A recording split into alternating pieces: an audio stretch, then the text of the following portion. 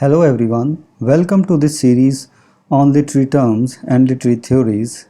And if you want to study the notes related to this topic or MCQs related with this term, you can click the link given in the description. We are also going to start our offline and online classes shortly, so stay tuned with us. Let's start with the term biography. Introduction. Biography and autobiography are literary genres that delve into the lives of individuals, providing a detailed account of their experiences, character, and milieu. The concept of biography has ancient origins, with notable examples like Plutarch's parallel lives, while autobiography emerged later as a form of self-revelation. This article explores the evolution of biography and autobiography as literary genres, focusing on significant works and influential authors who have contributed to the development of these forms. The emergence of biography. Late in the 17th century, John Dryden aptly defined biography as the history of particular men's lives. The ancient Greeks and Romans produced short, formal lives of individuals, such as Plutarch's renowned parallel lives.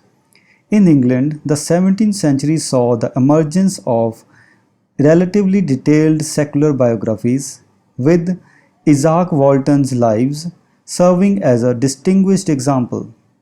However, it was during the 18th century that the full-scale biography as a literary genre began to take shape with Samuel Johnson's Lives of the English Poets and James Boswell's Life of Samuel Johnson becoming prominent exemplars.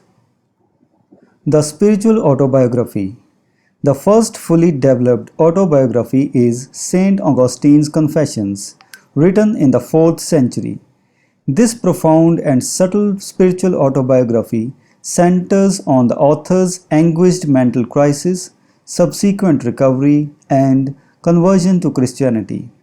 Michel de Montaigne's essays, published in 1580, represents an early instance of autobiographical self-revelation presented for its inherent interest rather than religious or didactic purposes.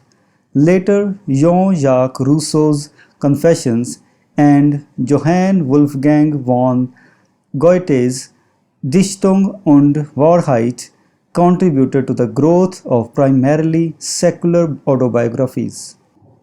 Blurring the lines, fiction and autobiography.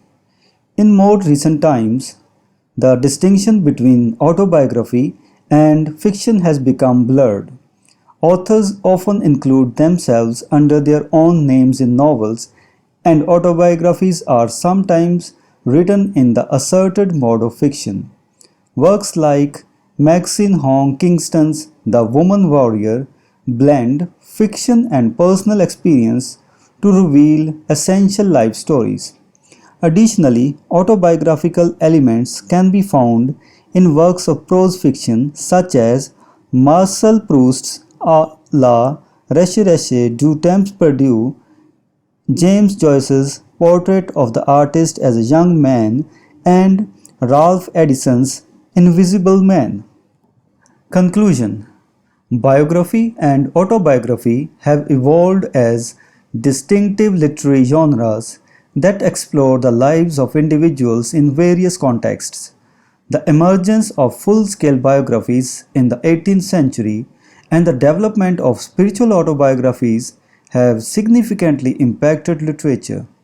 Moreover, the blending of fiction and autobiography in contemporary works has added complexity to the genre. These forms of self-expression continue to shape literary landscapes, providing insights into the human experience and expanding our understanding of the world. So, this was the discussion on the term biography. We will meet in the next video with some other term. Until then, thank you and goodbye.